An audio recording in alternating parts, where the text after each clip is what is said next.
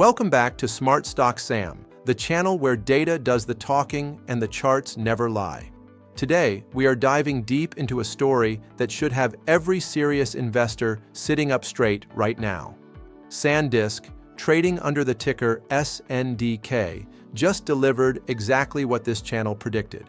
We called the rally, we called the recovery, and now we are pulling back the curtain on where this thing is heading this week, what the price targets actually look like, and whether the bulls still have the firepower to push this stock toward levels that most people on Wall Street are still too scared to say out loud.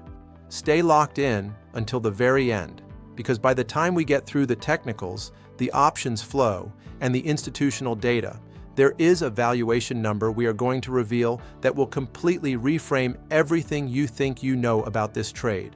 You will not want to miss it. Let us start with the moment that proved the thesis. Just weeks ago, I set a primary target of $675 on SNDK. A lot of people thought that was aggressive given the macro volatility. The broader market was shaky, sentiment in the tech sector was fragile at best, and a well-known short seller was actively campaigning against the stock. But look at what actually happened. On March 16th, Sandisk did not just reach that level, it blasted through it, printing an intraday high of $714.70. We came within 1.5% of the ultimate stretch target of $725. This is not luck. This is what happens when you follow the data instead of the narrative. But that recovery was not a clean, straight line up. Early March was brutal. We saw a systemic de-risking event where global fund managers dumped over $36 billion in S&P futures as oil crossed $100 a barrel. During that chaos, SNDK briefly dipped below our $620 stop loss, bottoming at $526.63. Most retail traders would have panic sold right there and locked in a loss. But here is the critical question. What did the institutions do when everyone else was running for the exits? They loaded up. On March 9th, the stock surged 11.6% in a single session. That was the inflection point. That was the exact moment the smart money decided the fundamentals were simply too strong to walk away from. So why did retail panic while the big players were aggressively buying? It comes down to noise versus reality. Citron Research published a short report claiming there was a supply illusion in the NAND market and that a major sell-off was imminent. Retail traders bit on that headline, and a shakeout played out between February 27th and March 6th.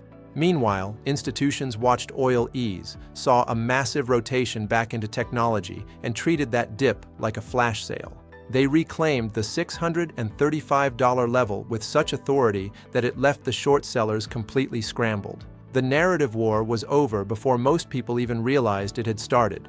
And when you look at the underlying fundamentals, it is not hard to understand why those institutions were so aggressive. In Q2 of fiscal year 2026, Sandisk reported a 672% explosion in net income, bringing in over $800 million in a single quarter. Revenue grew 61% year over year. But the metric that really tells the long-term story? The company slashed its total debt from $2 billion down to just $603 million. That is a 70% reduction in liabilities, while net income is going vertical. That is not a company running on hype. That is a company that is actively fortifying its balance sheet for a serious multi-year run. And critically, the growth is coming from the right places. Sandisk is executing a brilliant dual pivot. They are no longer just a consumer flash storage brand. Their high-margin enterprise solid-state drive revenue jumped 64% sequentially last quarter, making data centers one of their core growth markets. At the same time, they just launched the world's smallest 1 terabyte USB-C drive, capturing the premium consumer market simultaneously. Can you think of another storage company executing both sides of that pivot this cleanly at this scale without missing a beat on either front? Now, you may have seen the headline that legendary investor Stanley Druckenmiller exited his position after booking a 12-fold return. That sounds alarming on the surface. Here is what the headline does not tell you. 821 institutions now collectively control over 82% of the float. Firms like Waypoint Wealth and Cromwell Holdings did not just hold during the March dip, they aggressively increased their stakes. That level of institutional concentration creates a structural floor that makes sustained sell-offs mechanically difficult.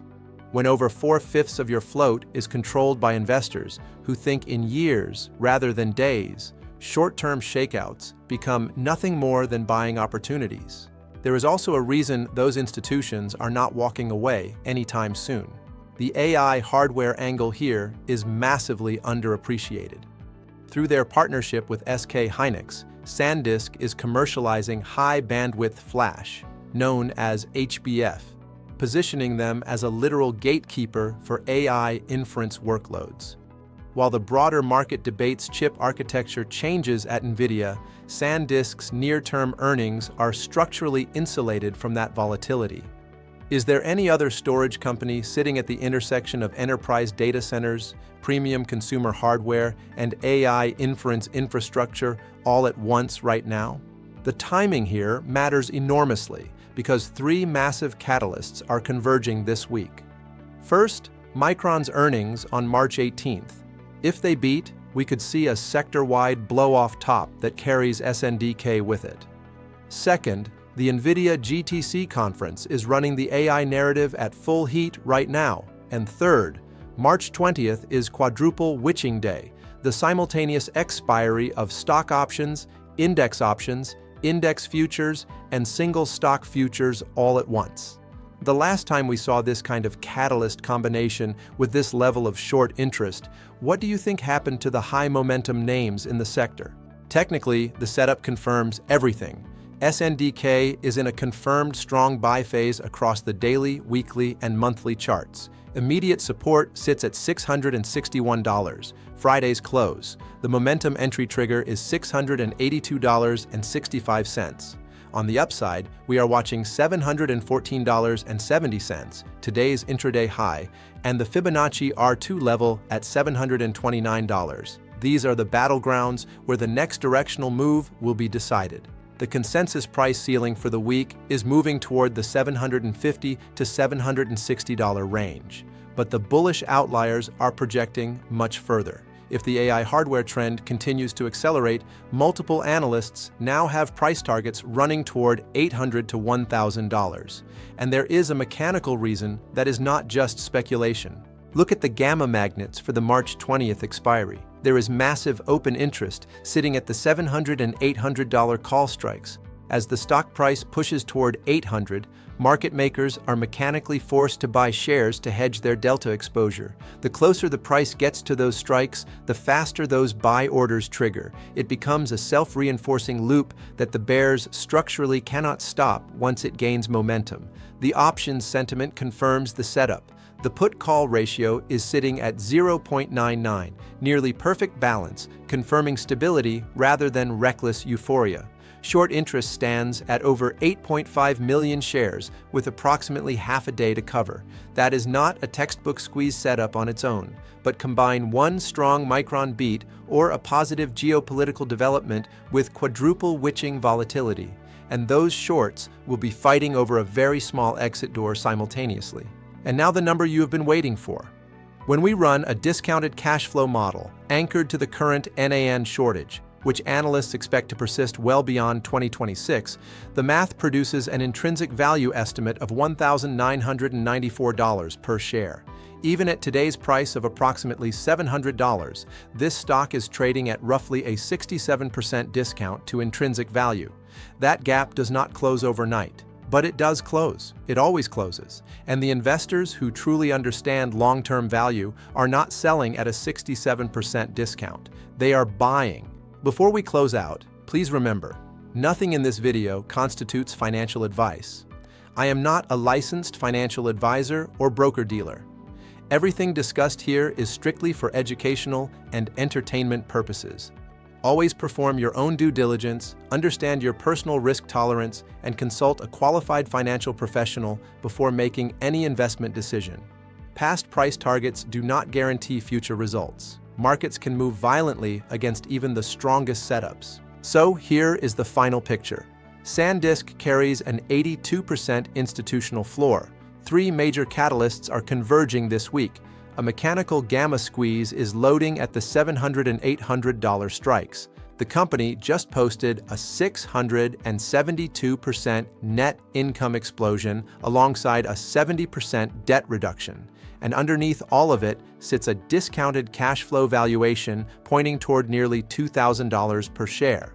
The bearish narrative has been rejected by the market itself. The smart money has spoken loudly and clearly with real capital, not just words. The only question now is whether you are watching this move from the sidelines or whether you are positioned for the next leg up.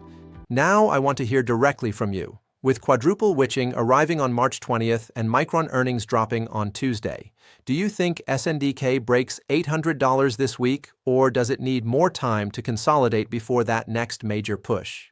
Drop your price call in the comments right now. I read every single one and will be pinning the best analysis.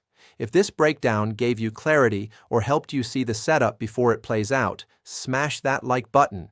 It genuinely helps push this analysis in front of more traders who need it.